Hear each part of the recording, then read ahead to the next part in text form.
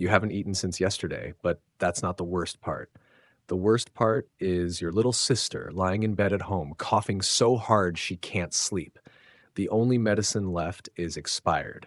You gave her the last of the soup last night and told her everything would be okay, but it's not okay. You were supposed to get paid today. That's what the manager said last week. You came to work early, hopeful. You even cleaned the whole front counter without being asked. But when you finally worked up the courage to ask, the manager just shrugged and said there was a delay. Next week, maybe, he said, like it was nothing. So you stayed late, pretending to be helpful, hoping something might change. Everyone else went home already. The building is quiet now, just the soft buzz of the lights and the hum of the fridge in the break room. You're alone. Almost. You're standing near the back shelf, staring at the emergency cash box. You've seen it before. It's where they keep a little money for cab fare or quick deliveries. It's not locked, just sitting there, tucked under a box of old receipts. Your hands are sweaty. Your head is spinning. You don't want to do this. But what are your options? You can't go home empty-handed again. Your sister is depending on you. If you could just take a little, just enough for medicine and maybe a bit of food, you'll pay it back as soon as your check comes in. No one will even notice. You kneel down and slide the box open. Inside are a few small bills. You reach for a 5, then a 10, then another. $30. Not much, but it might be enough to get through the next 2 days. Then you hear it. A shoe scuffing the floor behind you. You freeze. Turn slowly. It's Jordan. You didn't know he was still here. He's standing in the doorway watching you.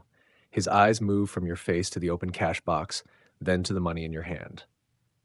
You feel your face flush with heat. I'm sorry, you say quickly. I wasn't going to. I was, but not like I just needed it. I was going to put it back. You know how bad it sounds, how bad it looks. Jordan doesn't move. Jordan doesn't move. He just stares for a moment, then steps forward slowly. What's going on? He asks. His voice is calm, not angry. That somehow makes it worse. You look down. My sister's sick, we're out of food, my paycheck didn't come in, and there's no one else left. I don't have any money. I just needed a little help. He takes a breath. You should have asked.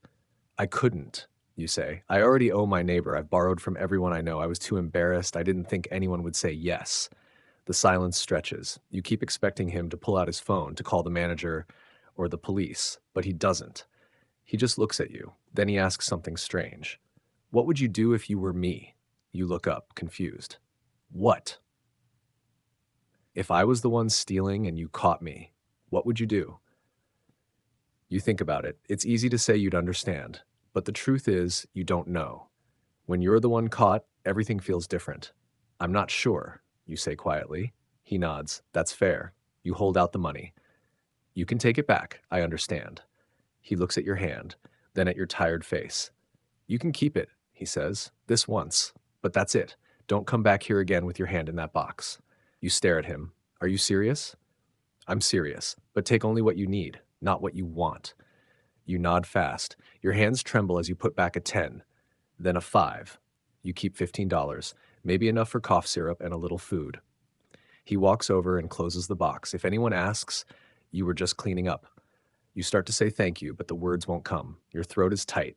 You just nod again. Before you leave, he looks at you one last time. Next time, he says, ask. Even if you think no one will help, you might be wrong. You turn and walk out, heart pounding. You should feel relieved. You got what you needed. But something feels heavier now.